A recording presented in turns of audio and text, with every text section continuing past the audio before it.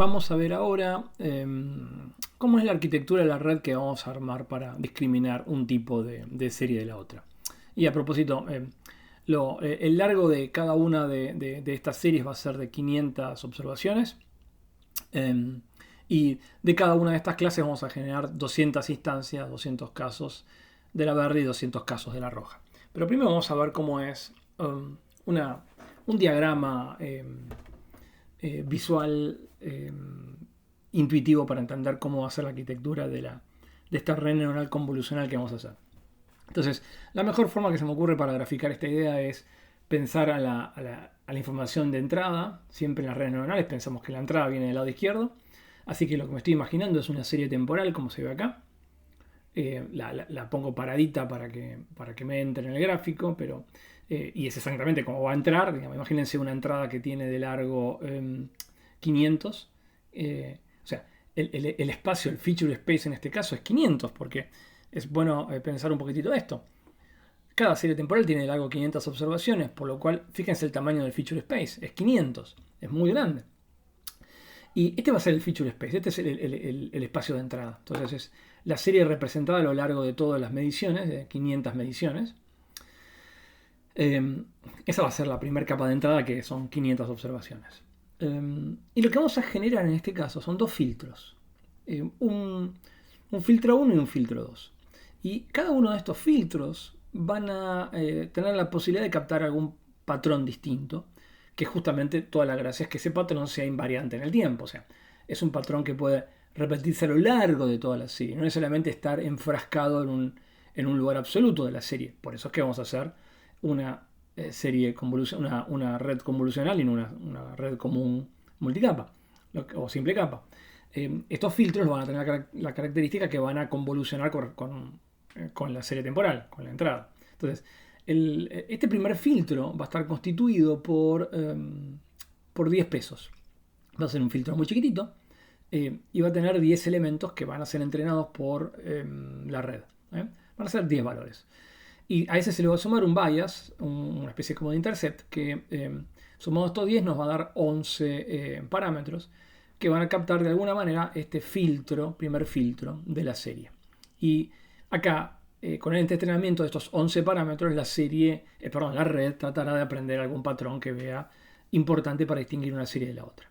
Y el otro filtro va a ser exactamente igual, va a operar de la misma manera, va a tener tamaño, este filtro va a tener 10 coeficientes, 10 parámetros, 10 pesos, acompañado por un bias. Así que van a ser 11 pesos más. En total, ambos filtros van a tener 22 parámetros o 22 pesos. Y lo que vamos a hacer a la salida de estos filtros es aplicar un operador que, en vez de hacer un operador de un puleo del máximo, luego vamos a hacer un operador también de resumen de información que se llama el operador de promedio, que lo que va a hacer es promediar los valores del mapa de activación que dejen la aplicación de estos dos filtros. Entonces, lo que vamos a terminar devolviendo cuando hagamos un promedio de todo este mapa de activación, en el fondo es, vamos a tener un promedio del primer filtro, un promedio del segundo filtro, y a eso se le va a sumar un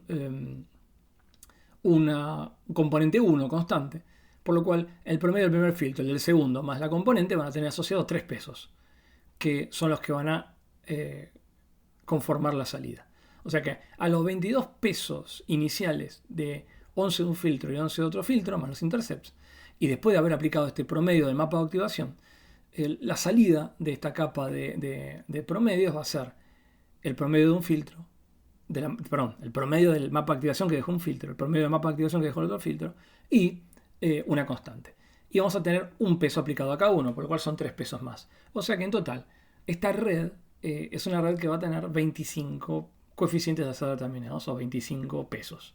22 de los filtros y 3 de la última capa del promedio. Y eso va a conformar la salida. Y la salida va a ser 1 o 0, dependiendo si va a ser un tipo de serie de tiempo o la otra serie de tiempo. Y lo que a mí me gustaría que descubra de alguna manera la red es qué cuentita tiene que hacer con 10 observaciones secuenciales, que si esa cuentita se repitiera a lo largo de toda la serie, captaría esa cuentita, cuando es promediada en toda la activación, algún nivel distinto en una clase que en la otra. Y lo mismo con un filtro 2. Lo interesante sería que una vez que se entrena este filtro 1, también se filtre simultáneamente, se entrene simultáneamente un filtro 2, que haga otra cuentita con estos 10 valores consecutivos que se traslada a lo largo de toda la serie. Pero si fuera inteligente la red, tendría que tratar de hacer una cuentita distinta que no sea exactamente igual que esta, para captar otra diferencia de la red, que se repita a lo largo del tiempo y que estos 10, estos 11 coeficientes capten ese otro patrón.